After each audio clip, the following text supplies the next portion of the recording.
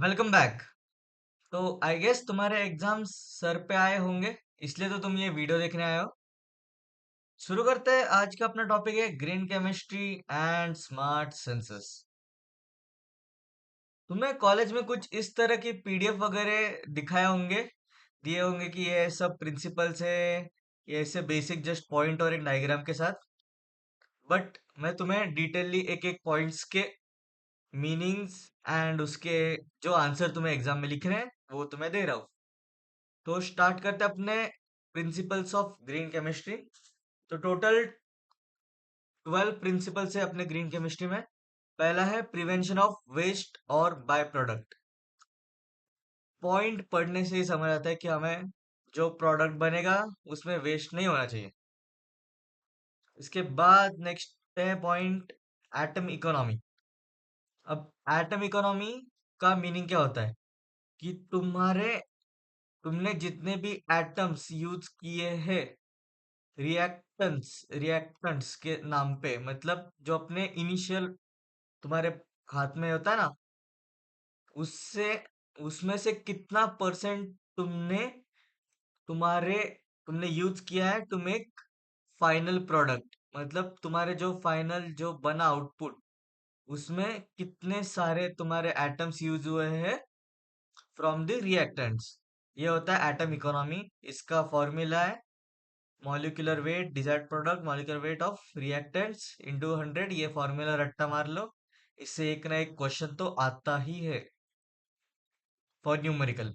और इसके साथ और एक होता है अपना फैक्टर, की फैक्टर नाम, ये मैं तुम्हें बाद में बताता हूँ।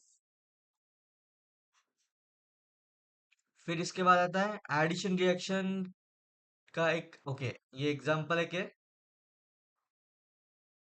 ये थर्ड पॉइंट नहीं है, एग्जांपल है। सो एडिशन रिएक्शन का एक एग्जांपल मैं तुम्हें बताता हूँ। अगर तुमने अल, अल्किन इथिन लिया,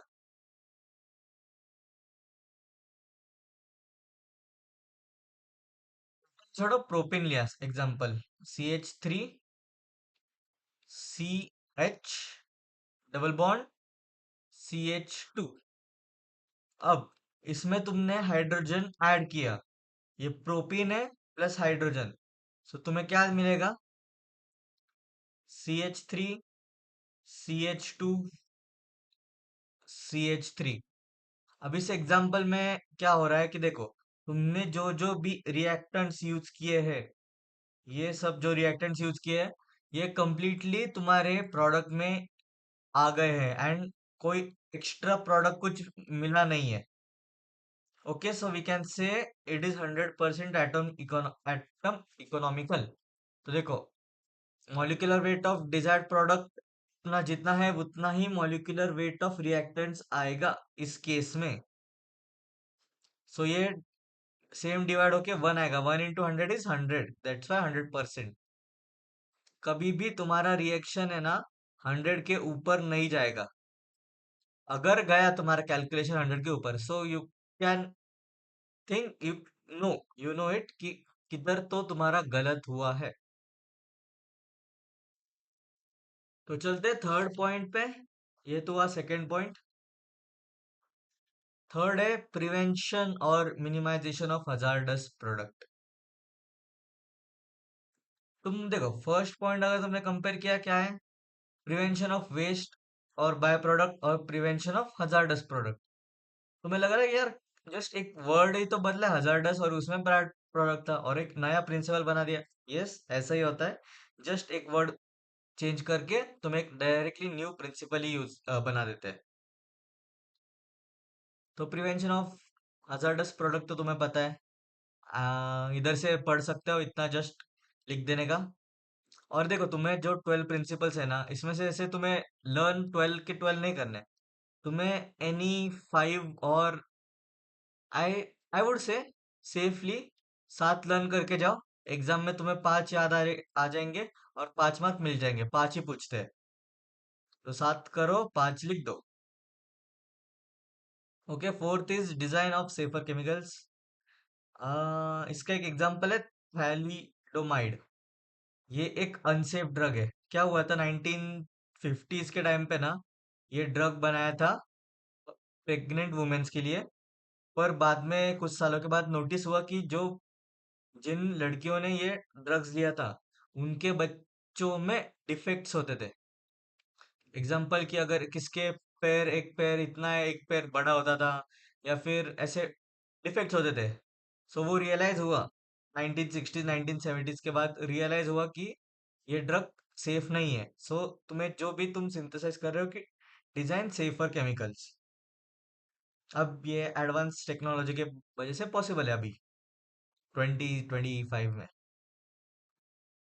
इसके बाद minimum energy requirements for any synthesis.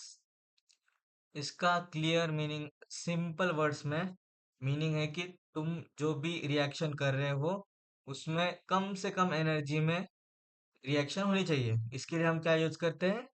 Catalyst. Catalyst क्या करता है? कैटलिस्ट तुम्हारी जो रेट ऑफ रिएक्शन है उसको बढ़ा देता है। फिर इसके बाद ये फिफ्थ पॉइंट बढ़ा है, ओके। सिक्स्थ, अप्रोप्रिएट सॉल्वेंट, ये तुम पढ़ लेना।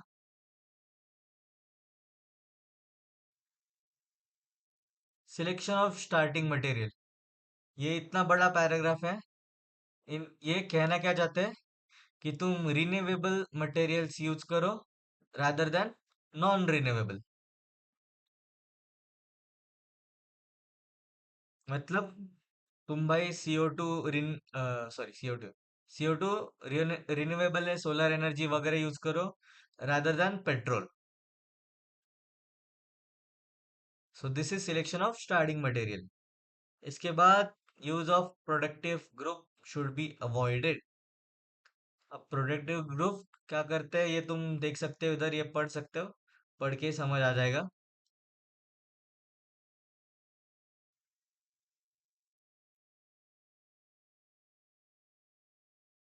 Use of catalyst should be preferred. अब जो मिनिमम एनर्जी रिक्वायरमेंट था ना, मिनिमम एनर्जी, उसमें हमने सजेस्ट किया था कि कैटलिस्ट यूज करो। फिर उसी से यही पॉइंट बना दे, एक प्रिंसिपल बना दे कि use of catalyst should be preferred. दोनों का मीनिंग सेम ही है। इसके बाद 10th, product obtained should be biodegradable. मतलब क्या कि तुम्हारा जो बाय प्रोडक्ट, तुम्हारा जो प्रोडक्ट मिला है, जो हमें यूजफुल प्रोडक्ट है, वो बायोडिग्रेडेबल होना चाहिए, प्लास्टिक की तरह नहीं कि जो सालों साल ऐसे ही रहे और बढ़ते चला जाए। फिर 11th, manufacturing plant should be design in such a way that it eliminates the possibility of accidents. तुम्हारा जो भोपाल गैस ट्रेजेडी हुआ था ना, वो इसी की वजह से हुआ था कि उधर गैस लीक हो गई, मेंटेनेंस कुछ किया नहीं था, इसलिए लाखों लोगों की जान गई थी।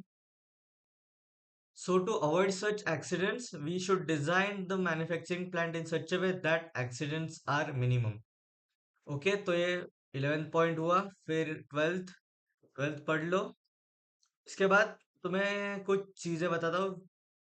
ये ट्वेल्थ हो गया। इसके बाद एक नया टॉपिक है, नया पॉइंट है, की फैक्टर। ये नोट्स मैंने खुद से बनाए हैं, हैंड रिटन है। सो की फैक्टर का फॉर्मूला क्या है? Mass of effluent generated upon mass of desired product. Effluent मतलब वेस्ट होता है। तो देखो अपने पास अब टोटल दो फॉर्मूला है, एक एटम इकोनॉमी के लिए और एक है की फैक्टर। की फैक्टर को ही हम एनवायरमेंटल लोड फैक्टर बोलते हैं। अब देखो एटम इकोनॉमी का फॉर्मूला क्या था? मास of desired product. Desired product मतलब अपने को जो चाहिए था वो, अपॉन मास ऑफ रिएक्टेंट्स। की फैक्टर में क्या चेंज है? की फैक्टर में जस्ट न्यूमरेटर में एक चेंज है कि हमें लेना है mass of waste generated. Waste को ही इफिलेंट बोलते हैं, waste generated upon mass of desired product.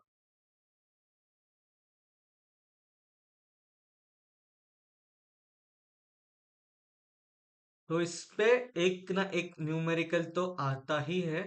तुम ये न्यूमेरिकल पार्ट लर्न करके जाओ, 2 मार्क्स मिल जाएंगे। ओके, सो एक एग्जांपल देखते हैं।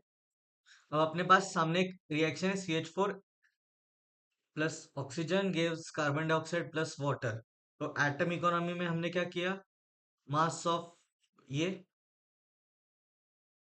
CO2 अपना डिजायर्ड प्रोडक्ट है, सो मास ऑफ CO2 ऊपर लिया upon mass of reactants, reactants मतलब methane plus 2O2 that is oxygen, उसका है 55%। एंड देन की फैक्टर हमेशा 0 to 1 के बीच में ही होता है।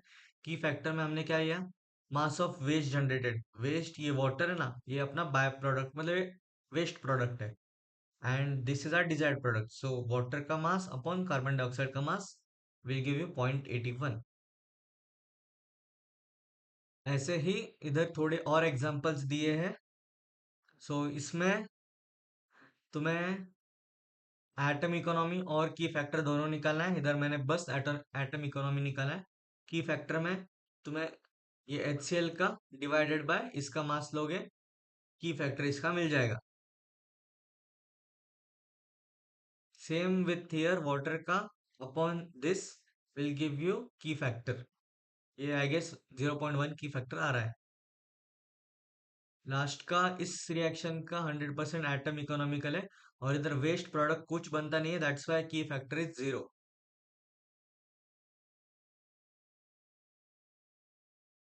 सो इधर अपना ये की फैक्टर एंड 12 प्रिंसिपल्स तो खत्म हुआ। अब बारी है smart sensor, RFID and IoT सीखने का। तो एजेंडा एजेंडा तो जाने दो, इंट्रोडक्शन। ओके, RFID का फुल फॉर्म है रेडियो फ्रीक्वेंसी आइडेंटिफिकेशन। CCE में पूछेंगे, पूछ सकते हैं वाइवा वगैरह में RFID क्या होता है। सो तुम्हें ये 2 पॉइंट्स में से दोनों पॉइंट्स तुम्हें लर्न करने, बट एटलीस्ट फर्स्ट पॉइंट तुम याद करके रखो। What is RFID? It is a wireless electronic tag. FASTag एक तुम एग्जांपल इसका ले सकते हो, which uses electromagnetic field to identify, track and connect with the objects attached with tags। इसका एक एग्जांपल RFID टैग होता है ना अपना, फास्टैग। फास्टैग तुम एक लिख सकते हो, FASTag can be an example of RFID tag. तो देखो, working principle of RFID system, इसको मैं तुम्हें सिंपल वे में एक्सप्लेन करता हूँ इन टर्म्स ऑफ अपना टोल प्लाजा का रियल लाइफ एग्जांपल। तो देखो, पहले क्या होता है, तुम्हारी जब गाड़ी टोल प्लाजा में आती है, near the banner, sorry barrier, तो ऊपर तुम्हें कैमरे जैसा कुछ दिखता होगा है, that is RFID reader. The RFID reader will send radio frequency signals, जो तुम्हारे फास्टैग पे जो कोड लिखा होता है ना, उसको एक्टिवेट करता है। अब कोड को एक्टिवेट करेगा मतलब, यू नो, कोड जैसे जस्ट वो बार कोड वैसे कोड नहीं रहता, उसके अंदर एक एम्बेडेड सिस्टम रहती है, which gets activated by these radio frequency signals of RFID reader. So अपना फास्टैग एक्टिवेट होता है। इट्स एक्टिवेट होने के बाद it sends back the signals to the antenna और the reader, and then the reader gets your car's information and every detail of your car, और उधर से तुम्हारा टोल कट होता है। अब तुम्हें अगर लगता होगा कि वो जस्ट RFID रीडर जस्ट ऐसे फोटो खींचता होगा या कैमरा होगा, तो कभी एक ट्राई करना कि फास्टैग को है ना अपने ग्लव बॉक्स वगैरह होता है ना, स्टोरेज स्पेस, उधर स्टेयरिंग के आसपास स्टोरेज स्पेस वगैरह होगी, उधर रख देना। फिर भी तुम्हारा टोल कट ऑटोमेटिकली होता है, बिकॉज ये रेडियो सिग्नल्स होते हैं, ना कि कैमरा के signals. Radio signals can transverse या travel through your car's body. Okay, तो इसका रिटर्न ये ऐसे दिया है 7 पॉइंट्स। RFID सिस्टम में क्या होता है, reader, antenna, antenna radio frequency signal send करता है, टैग, टैग मतलब अपना RFID tag, responder and computer, ये दोनों एक ही पॉइंट होते हैं, रिस्पॉन्डर एंड कंप्यूटर। अब the RFID reader emits radio waves with specific frequency using its antenna. So antenna की मदद से RFID रीडर एक स्पेसिफिक फ्रीक्वेंसी के रेडियो सिग्नल्स सेंड करता है. Okay. After that the RFID tag within the readers range receive these radio signals and are activated. मतलब जब अपनी गाड़ी वो RFID रीडर के रेंज में आती है, तब RFID टैग एक्टिवेट होता है बाय दोज रेडियो सिग्नल्स. अब इसमें दो सिस्टम्स होते हैं. फोर्थ एंड फिफ्थ पॉइंट बताते हैं दो types of RFID readers, sorry RFID tags. So first is in case of passive system, when RFID tag enters the reader's area, the antenna will transmit induced current which activates the RFID tag. मतलब जो अपने FASTag इसका एक example है कि RFID reader जो signal send करता है, that activates the RFID tag. But in another case, in case of active system, the RFID, the tag has an embedded battery. So वही बैटरी उसको पावर सप्लाई करके signals भेजती है. Then sixth point is same. The activated RFID tag sends information to such as information to stored. अरे इधर कुछ तो गलत लग रहा है.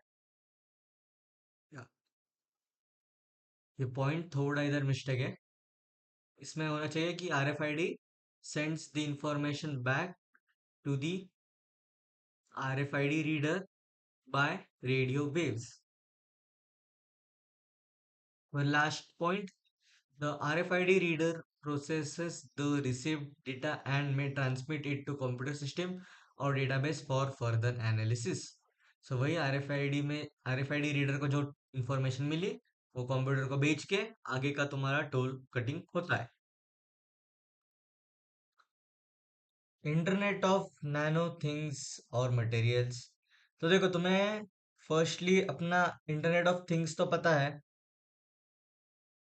अगर तुम्हारे पास घर पे एक स्मार्ट फैन होगा जो तुम मोबाइल से कंट्रोल कर सकते हो, so that is internet of things. पर अगर वही जो थिंग्स है तुम नैनो स्केल पे लेके गए, तो that is internet of nano things. Like तुम्हारा प्रोसेसर होता है फोन का, वो सब 4 mm 6 mm वो नैनोमीटर्स में होता है. That's why internet of nano things उसे बोलते हैं. तो इसकी डेफिनेशन एक लाइन में लिख सकते हो. फर्स्ट दो पॉइंट्स लर्न करो, बाकी की जरूरत नहीं है. फिर आता है अपना ग्राफीन ऑक्साइड. ये एक इंटरनेट ऑफ नैनोथिंग्स बनाने में यूज होता है. सो इट इज अ, क्या तुम्हें लिखना है, newly found allotrope of carbon. Carbon का एलोट्रोप है, मतलब कार्बन का एक फॉर्म है, जैसे डायमंड ग्रेफाइट है वैसे. एंड इसका स्ट्रक्चर है हनीकॉम जैसे विथ sp2 हाइब्रिडाइज्ड कार्बन्स. ये दो पॉइंट्स लर्न करो, इतना इनफ है. फिर इसके प्रॉपर्टीज में तुम लिख सकते हो 3 पॉइंट्स, कौन से भी लर्न करो, इजी है, पॉइंट्स पढ़ सकते हो. एप्लीकेशंस में इधर से low cost and flexible RFID tags, मतलब अपने जो फास्ट टैग्स वगैरह होते हैं वो फ्लेक्सिबल होते हैं और लो कॉस्ट. प्रोडक्शन में क्या कॉस्ट लगता है. फिर इसके बाद तुम लिख सकते हो high temperature and high pressure performance. अभी ये तो बहुत डेंजर एप्लीकेशन है, ये मुझसे भी लर्न नहीं हुए थे. इसमें से एक हाथ दूसरा लर्न करो, पीछे में से दो तीन लर्न करो, बस हो गए, चार एप्लीकेशंस बस हो गए. फिर आता है कार्बन नैनो ट्यूब्स. अब वो जो पहले हमने पढ़ा था ना, ग्राफीन ऑक्साइड, उसको ही अगर तुमने ऐसे ट्यूब में रोल कर दिया, तो बन गया तुम्हारा कार्बन नैनो ट्यूब्स. अब ये सिंगल रोल करके बनाया तो single walled carbon nanotubes. तुमने दो तीन बार ऐसे रोल करके बनाया, then multi walled carbon nanotubes. तो इसके प्रॉपर्टीज है, it is highly conductive both electrically and thermally, and it has strongest and stiffest known materials in terms of tensile strength and elastic modulus. ये दो points और ये last वाला भी याद करो. कार्बन नैनोट्यूब्स इज 1/4 डेंसिटी, क्या है, 1/4 of steel, therefore light in weight. फिर एप्लीकेशंस RFID में एक दो लर्न करो, ये तुम लर्न कर सकते हो. Carbon nanotubes are integrated into RFID system as a wireless sensor components and they are well suited for gas molecule absorption and storage. और ये वॉल्यूम का भी तुम लॉजिकली लिख सकते हो, हेक्सागोन में वॉल्यूम बहुत ज़्यादा मिल सकता है, अंदर स्पेस एम्प्टी होती है। अदर एप्लीकेशंस में एक दो लर्न करो, इनफ है। एंड इधर अपना ये चैप्टर खत्म होता है। सो आई होप ये केमिस्ट्री का लास्ट यूनिट है, तुम्हें समझा होगा सभी वीडियोस, सभी chapters. And all the best for the exam.